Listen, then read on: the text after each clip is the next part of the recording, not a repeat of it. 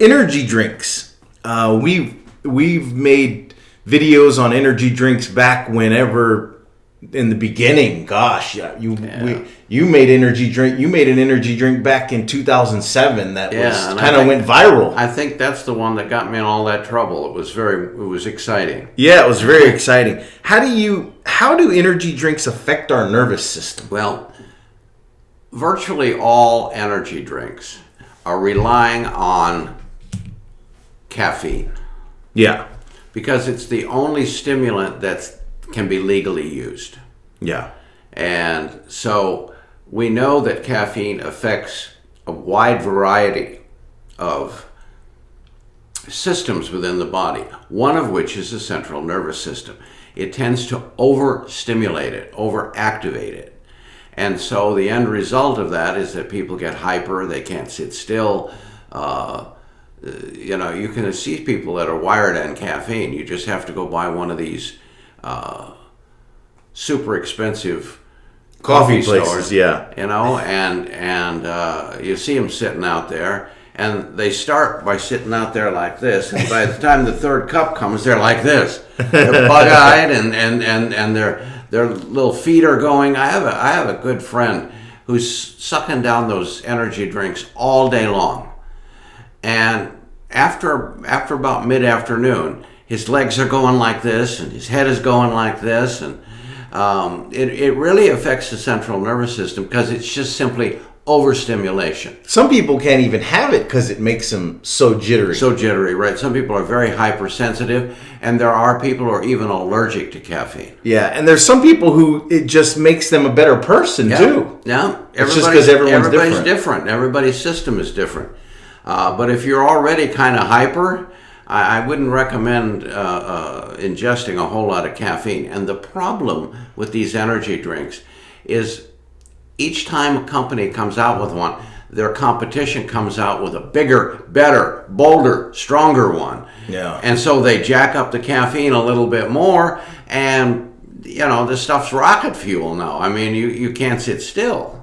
Yeah, well, that whole Panera Bread thing too is just crazy with that. That's just so sad. How does caffeine affect nutrient levels in the body? Does it affect that? You bet it does. Caffeine is a diuretic. Okay. And that so isn't vitamin C a diuretic too? Yes, but caffeine is a diuretic with no benefit. Okay. So there are no nutrients in caffeine, but it's a diuretic. So it's flushing water-soluble nutrients out of the body with increased urination. One group of water-soluble nutrients that is particularly sensitive to diuretics are the B-complex vitamins. And so then that kind of leads me to, what do you think about the people that add, because now they're coming out with energy drinks that add B-complex, or that say, we have B-complexes in them, we have other nutrients in them that you take with all that caffeine. How do you feel about that? Well, I mean, that sort of defeats the purpose.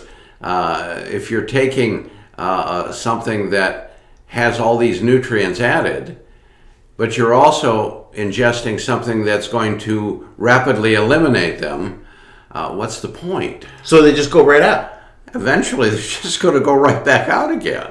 What are the symptoms of B-complex depletion? Well, there are numerous, but of course, B-complex are known to be the central nervous system supporters. Yeah. So anything that affects your central nervous system, nervousness, irritability, difficulty sleeping, difficulty staying asleep, all of those types of things are going to become more prevalent with B-complex depletion. And is that the only vitamin that gets depleted, or there's a vitamin C gets depleted? Any water-soluble nutrient, many minerals, magnesium can be depleted quite regularly with caffeine ingestion. So it's not just the vitamins. Yeah. Is it true that people with type 2 diabetes and hypoglycemia should avoid these energy drinks? Well, because they have blood sugar fluctuation problems due to irregular insulin production. We often find that caffeine makes this condition worse. In other words, it tends to drive blood sugar down in lots of people that have diabetes or hypoglycemia, which means now their symptoms of jitteriness and irritability and lightheadedness and dizziness are likely to get worse. And why is that? Is it because there's sugar or? Well, caffeine, again, caffeine is a diuretic. And so if there's glucose in the blood, it's going to take some of that out. Oh, okay. So that makes sense. It's going to lower blood sugar. And if you're not diabetic, then it's not as critical. If you're not hypoglycemic, it's not as critical.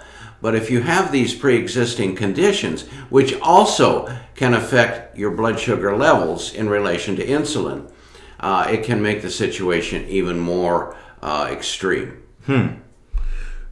What's the alternative?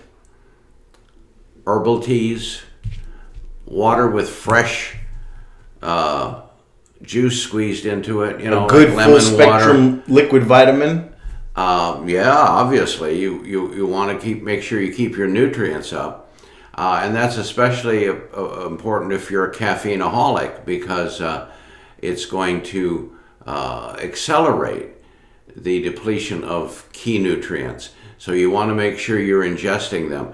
But there's so many other things to drink. You don't really need to rely on caffeinated beverages, unless, of course, you choose to.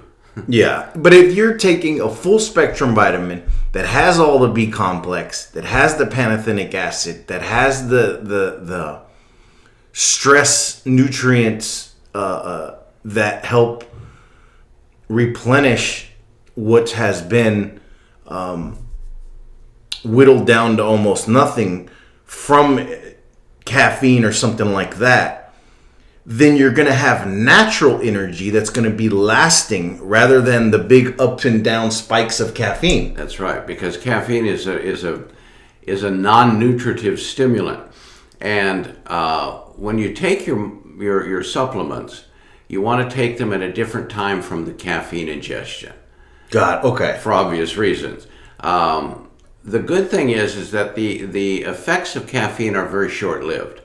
They're usually, if you drink a cup of coffee or have one of these energy drinks, usually the effect of that caffeine ingestion, an hour and a half, depending on your metabolism, and then it's pretty much out of your system again. If you're in good health. Well, yeah, that always helps. Yeah. But so if you want to take your supplements, take them at a different time. So in other words, if you're a caffeine person in the morning for breakfast, take your supplement at noon. Or take it an hour later, or 2 hours take it an later. hour or two later.